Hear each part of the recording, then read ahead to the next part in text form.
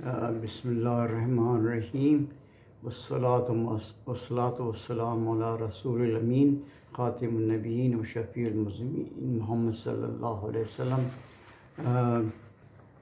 پاکستان بمنزل بمنزل کا سلسلہ جاری ہے۔ آج جو یہ سلسلہ ہے پاکستان منزل بمنزل کا، یہ ایپیسوڈ 99 ہے اور یہ ان واقعات پر مشتمل ہے جو اپریل 1955 میں پاکستان میں وقوع پذیر ہوئے تھے۔ میری سامعین اور ناظرین سے گزارش ہے کہ یہ ایپیسوڈ آپ خود سنیں، آپ کو لوگوں کو اس کو واچ کریں اور ڈسٹریبیوٹ کریں، سرکولیٹ کریں اور لوگوں کو بتائیں کہ پاکستان کی تاریخ کتنی شاندار رہی ہے۔ یہ ایپیسوڈ نمبر 99 ہے اور اپریل 1955 کے واقعات پر مشتمل ہے۔ اپریل 1955 کا ایک اہم واقعہ 4 اپریل کو 1955 کو وقوع پذیر ہوا، جب مشتاق احمد گرمانی کو صوبہ مغرب پاکستان کا گورنر مقرر کیا گیا اور ڈاکٹر خان صاحب کو، جن کا تعلق صوبہ سرحد سے تھا، ان کو وزیر اعلیٰ منتخب کیا گیا۔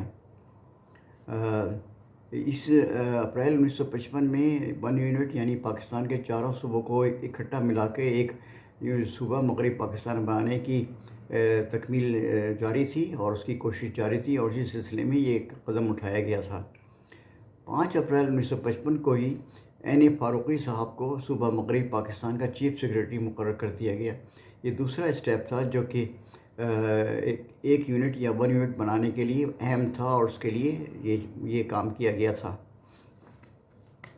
7 اپریل 1955 کو وزیر اعظم محمد علی بگرا نے اپنی سوشل سیکریٹری عالیہ سعدی سے عقد ثانی کیا اور وہ سیریمنی کراچی میں وزیر اعظم ہاؤس میں منعقد ہوئی تھی۔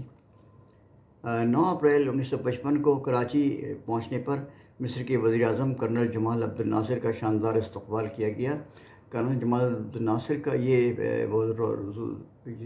جو وزٹ تھی، یہ زیارت تھی، یہ پہلی تھی پاکستان کی اور اس بڑی اہمیت کی حامل تھی۔ وزیر اعظم کرنل جمال عبد الناصر مصری انقلاب کے روح رواں تھے اور انہوں نے اپنے سابقہ صدر محمد نجیب کو ہٹا کر خود اپنی اقتدار حکومت پر فائز ہو گئے تھے۔ وہ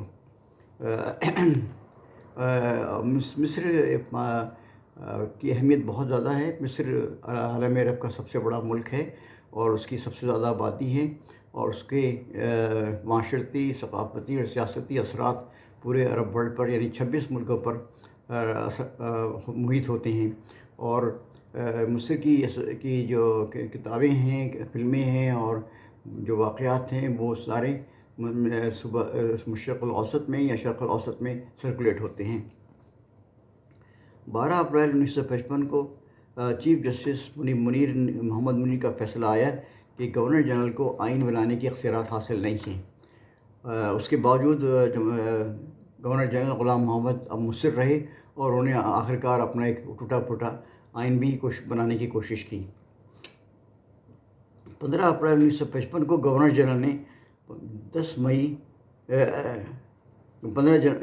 نے 15 مئی کو میں آئینی کنونشن طلب کر لیا، جس میں وہ اس کو پارلیمنٹ کی حیثیت دے دی تھی انہوں نے۔ حالانکہ پارلیمنٹ کی جو تھی کارروائی وہ کراچی میں پاکستان کی نیشنل اسمبلی میں منعقد ہوتی تھی۔ 18 اپریل 1955 کو پیڈل کورٹ کے چیف جسٹس محمد منیر نے گورنر جنرل کے فرمان اور آرڈیننس کے خلاف تمام مقدمات کی سماعت روک دی۔ یہ ان کا ایک اور عجیب و غریب فیصلہ تھا، جس کا اثرات پاکستان کے اوپر بہت منفی پڑے، اور محمد منیر کا مقام پاکستان کی تاریخ میں بڑا متنازع اور بڑا افسوسناک ہے۔ اس نے کئی دفعہ اس پاکستان کی ابتدائی دور میں پاکستان کی آئینی کوششوں کو اور آئینی پروگریس کو ڈی ریل کرنے کی کوشش کی۔ 19 اپریل 1955 کو گورنر جنرل غلام محمد نے کانسٹیٹیوشن توڑنے اور آئینی کنونشن بدلنے کا مسئلہ پیڈل کورٹ میں پیش کر دیا۔ یہ وہ گورنر جنرل چاہتے تھے کہ پاکستان کا کانسٹیٹیوشن توڑ دیا جائے اور اسمبلی توڑ دی جائے، اور اپنی طرف سے آئینی کنونشن میں جو منظوری منعقد ہوا تھا اس کے ذریعے پاکستان کے اوپر ایک عجیب و غریب قسم کا آئین مسلط کر دیا جائے۔ 25 اپریل 1955 کو جلال آباد میں پاکستانی سفارت خانے کی تباہی کے بعد پاکستان نے جلال آباد میں اپنا قونصل خانہ بند کر دیا۔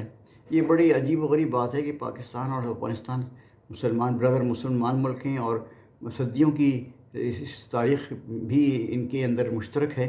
اس کے باوجود ہمیشہ افغانستان نے پاکستان کے لیے مشکلات پیدا کی ہیں، اور عجیب و غریب بات یہ ہے کہ جب 1948 میں پاکستان کی ممبرشپ کا معاملہ یونائٹڈ نیشن سیکورٹی کونسل میں آیا اور جنرل اسمبلی میں آیا، تو جس واحد ملک نے پاکستان کے خلاف ووٹ دیا وہ افغانستان تھا۔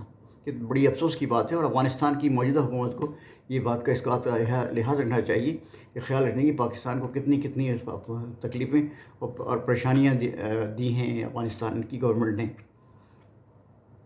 27 اپریل 1955 کو گورنر جنرل غلام محمد کا غیر آئینی اور غیر قانونی اعلان کہ آئینی کنونشن پارلیمنٹ کی حیثیت سے بھی کام کرے گا۔ اس کا پس منظر یہ ہے کہ پاکستان کی نمائندہ جنرل اسمبلی جو کہ کراچی میں منعقد ہوتی تھی، اس کے برخلاف غلام محمد نے ایک فرضی اور فیکٹیشیس پارلیمنٹ آئینی کنونشن کی حیثیت سے مری میں منعقد کی تھی، اور اس کو پارلیمنٹ کا اختیار دے دیا تھا۔ گورنر جنرل کا ایک اور اقدام یہ تھا کہ سیکورٹی آف پاکستان ایکٹ میں 3 سال کی توسیع کر دی تھی، جس کے تحت ایمرجنسی نافذ ہو گئی تھی، اور اسی کے ذریعے سے security of council of Pakistan کے ایکٹ کے تحت وہ جس کو چاہتے تھے جس کو جیل بھیج دیتے تھے۔ 29 اپریل 1955 کو کا ایک اہم واقعہ یہ ہوا کہ پاکستان اور امریکہ نے بہت قریب آ گئے۔ پاکستان اور امریکہ نے بہت انڈرسٹینڈنگ اور بہت ہی مصالحت اور بہت ہی سسٹمیٹک پروگریس کی اپنی سفارتی تعلقات میں۔ اس کے لیے پاکستانی افواج کے لیے امریکہ کی پہلی فوجی مدد 29 اپریل 1955 کو کراچی پہنچ گئی۔ 17 اپریل 1955 کو بنڈونگ کانفرنس ہوئی۔ یہ ایک مشہور کانفرنس تھی جس میں بہت بڑے باتیں ہوئیں اور بڑے فیصلے ہوئے تھے۔ اس وقت دنیا 2 بلاکس میں منقسم تھی۔ ایک رشین بلاک تھا، یعنی ایک USSR کا بلاک تھا، اور ایک امریکن بلاک تھا۔ تو 17 اپریل ایشیا اور افریقہ کے 29 ممالک کے نمائندوں نے ایک کانفرنس کی شرکت کے لیے انڈونیشیا کے شہر بنڈونگ میں جمع ہوئے، اور ایک کانفرنس بنڈونگ کے نام سے مشہور ہوئی۔ اس بنڈونگ کانفرنس کا مقصد یہ تھا، یہ پروگرام یہ تھا کہ پرو امریکہ اور پرو USSR کے علاوہ جو ممالک ہیں جو آزاد رہ سکتے ہیں، وہ ایک اپنی آرگنائزیشن بنا رہے ہیں۔ اس کانفرنس میں سیاسی اور ثقافتی تعاون کے سلسلے میں بہت اہم فیصلے کی گئے۔ اس بنڈونگ کانفرنس میں پاکستان کی نمائندگی وزیر خزانہ چودھری محمد علی نے کی، اور یہ کانفرنس 24 اپریل 1955 کو ختم ہو گئی تھی۔